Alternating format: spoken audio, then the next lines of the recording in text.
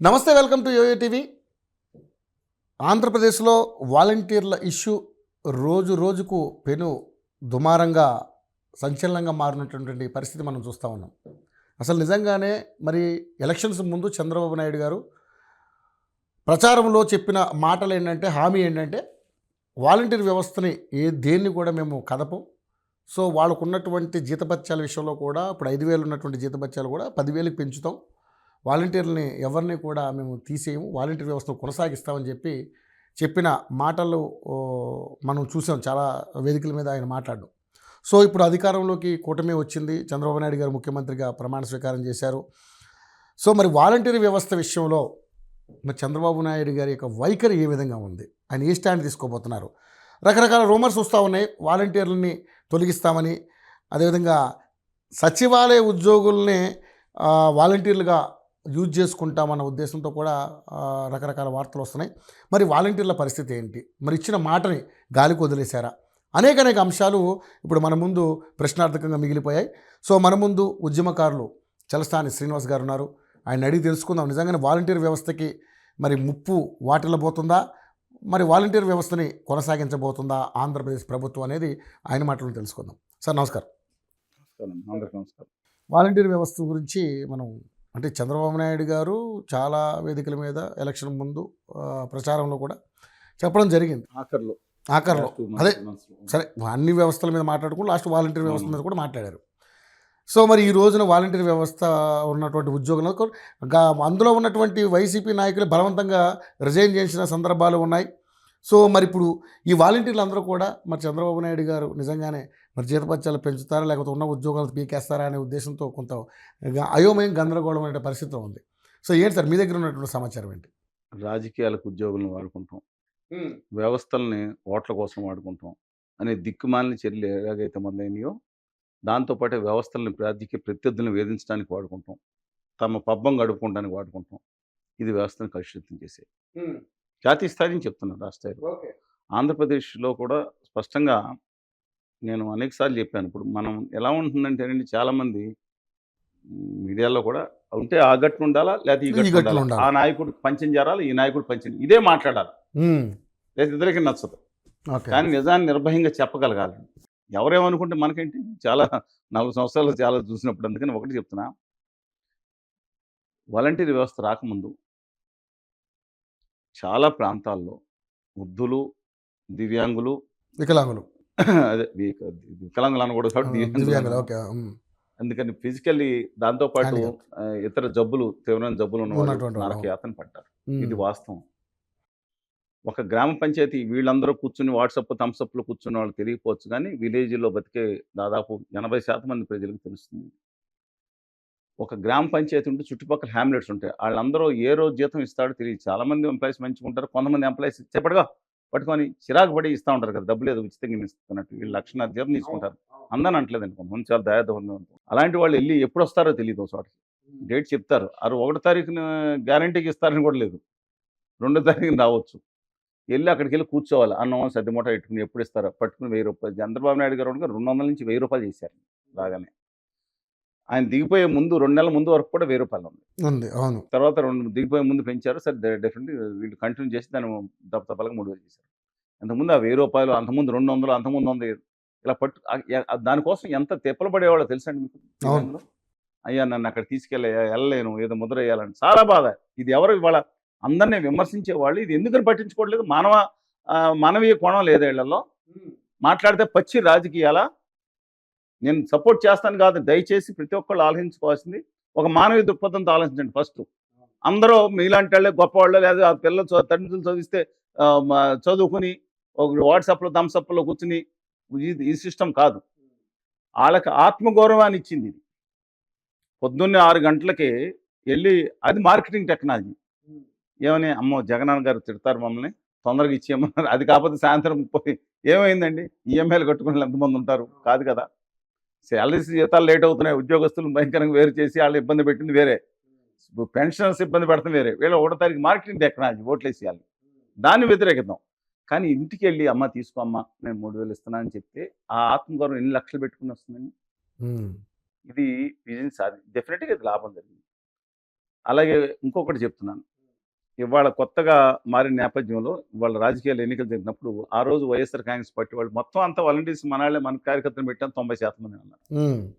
ఇది తప్పు అంటున్నాను. ఓకే. నిజంగా వాళ్ళు పెట్టుంటే పెట్టడం తప్పు, పెట్టినా మన్నెవడు చేసేవాడున్నాడని ధ్వజస్తంభం మీదకి ఎక్కి అనౌన్స్ చేయడం వేరు.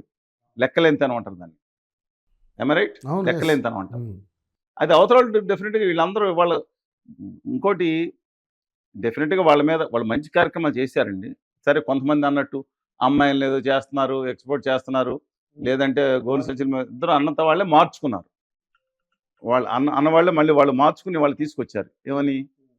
మేము అది కూడా కొనసాగిస్తామనే పరిస్థితికి తీసుకొచ్చి జీతం 100% పెంచుతన్నారు. జగన్మోహన్ రెడ్డి గారు రూపాయి కూడా పెంచుతానన్నారు. అవును. అంటే ఆ వ్యవస్థ యొక్క బలహీనదని అర్థం చేసుకున్నారు. కానీ తర్వాత ఏం జరిగిందంటే ఈ మాజీ ముఖ్యమంత్రి జగన్మోహన్ రెడ్డి గారు మీకు మనం చాలాసార్లు మాట్లాడుకున్నాం. అంబికా దర్బార్ భక్తి అంటే ఆయనకి చిన్నప్పటి నుంచి ఇష్టం లేదండి. భగవంతునికి భక్తునికి అనుసంధానాలతో ఆ ఎంపీటీసీలు, జెడ్పీటీసీలు, ఎమ్మెల్యేలు నాకెందుకు, నేను డైరెక్ట్గా ప్రజలు మధ్యలో ప్రజల చుట్టూ వాలంటీర్లు ఇంకా డైరెక్ట్ అన్నారు. అందుకని సర్పంచ్ అందరూ కూడా ఎర్ర జెండా చూపించారు వాళ్ళు. అందుకని ఈ నేపథ్యంలో వీళ్ళందరూ రాజీనామా మనం ఇచ్చిన ఉద్యోగాలు కాబట్టి రాజీనామా మున్సిపల్ ఎన్నికల కమిషన్ స్పష్టంగా చెప్పింది వాడిని పార్టిసిపేట్ చేయించొద్దని. పార్టిసిపేట్ చేద్దామని చూశారు. సచివాలయాలను కూడా పార్టిసిపేట్ చేయొద్దని ఎన్నికల కమిషన్ ఇచ్చినప్పుడు ఆ ఉద్యోగంలో ఉండటం ఏంటి అంటే తిడతారు కదండి ప్రచారం చేస్తే, బయటికి రమ్మని ఒత్తిడి చేయడం.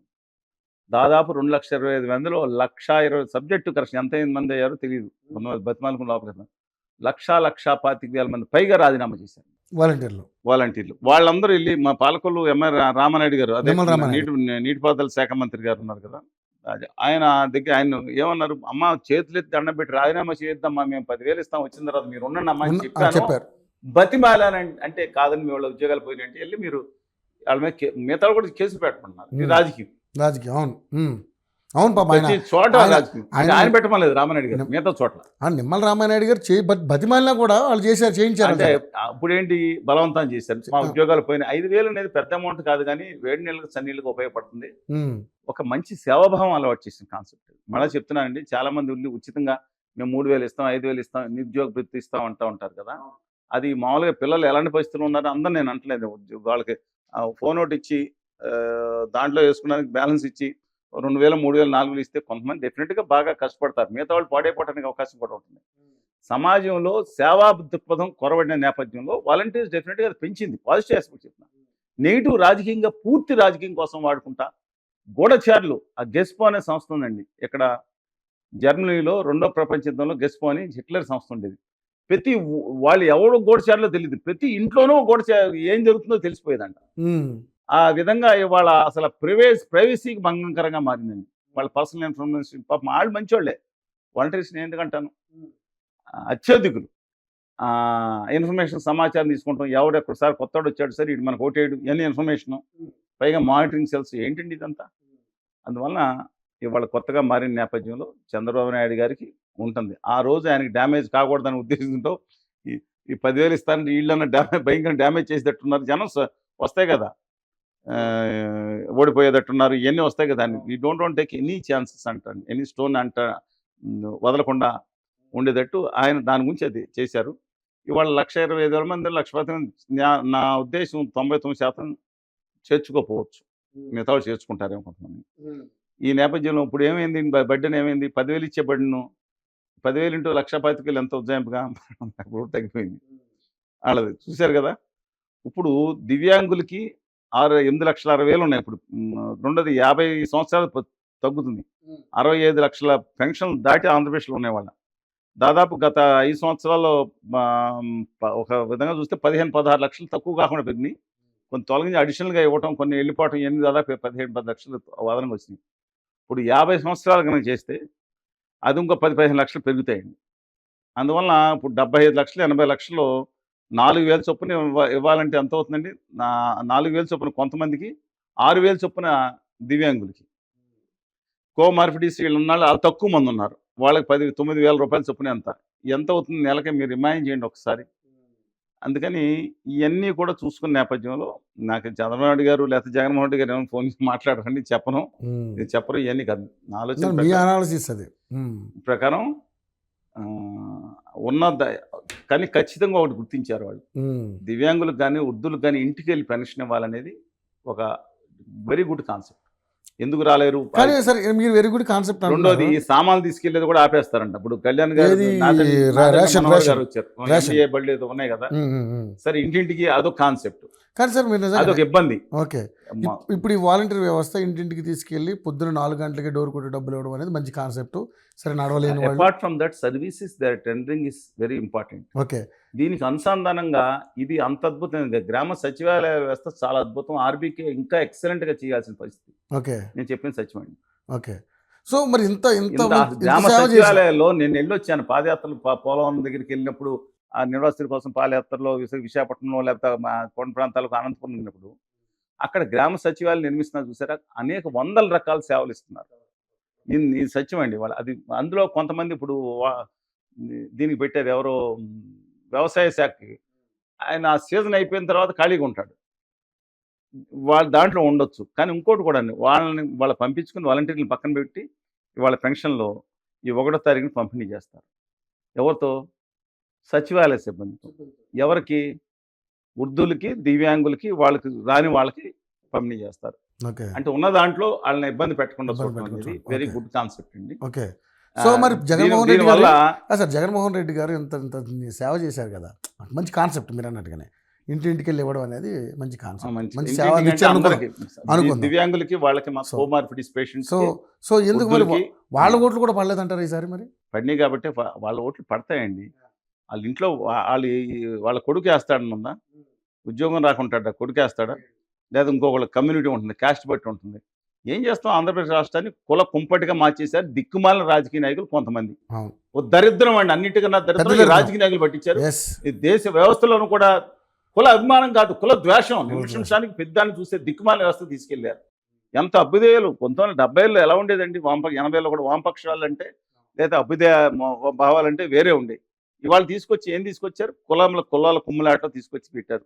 అందువల్ల మనం కానీ ఇవాళ మీరు ఒకటి గమనించండి, జగన్మోహన్ రెడ్డి గారికి ఇవాళ వచ్చిన ఓట్ల సంఖ్య ఓడిపోయినా సరే 0.2%. ఆ రోజు చంద్రబాబు నాయుడు గారికి వచ్చిన తెలుగుదేశం పార్టీకి 2019లో వచ్చిన దానికంటే ఎక్కువ, మేబీ 0.2. ఓకే, ఈ 15,000 ఓట్లు 1,500 ఓట్ల తేడాతో కూడా చాలా చోట్ల ఓడిపోయారు. అటు ఇటు ఓడిపోయారు, అదేం కాదండి. బై అండ్ లార్జ్ 15% డిఫరెన్స్ ఉంది, not a joke. Okay, okay. ఇద్దరి మధ్యన 15% డిఫరెన్స్ అంటే ఇట్స్ నాట్ ఏ జోక్. ఇంతకుముందు కన్సాలిడేషన్ కాలేదు, 49లో ఆగిపోయింది. ఇంతకుముందు కూడా ఆ రోజు మొత్తం కన్సాలిడేషన్ అయి ఉంటే అదే పరిస్థితి వచ్చి ఉండేది. సరే చూద్దామండి. కానీ నా ఉద్దేశం ప్రకారం ఇది వాళ్ళ పైన ఎలాడుతూ ఉంది, వాళ్ళకి ఎలాంటి అవసరాలకు వాడుకుంటారో ఏంటనేది. ఎందుకంటే ఇప్పుడు మొత్తం మీరు చూస్తానని సర్దుకోవడం సరిపోతుంది వాళ్ళు. కానీ ఈ పెన్షన్ ఇవ్వటం 1వ తారీఖు ఎలా ఇస్తారో చూస్తామని చెప్పి అందరూ వెయిట్ చేస్తున్నారు. కానీ అక్కడ అవతల ఉంది ఎవరండి?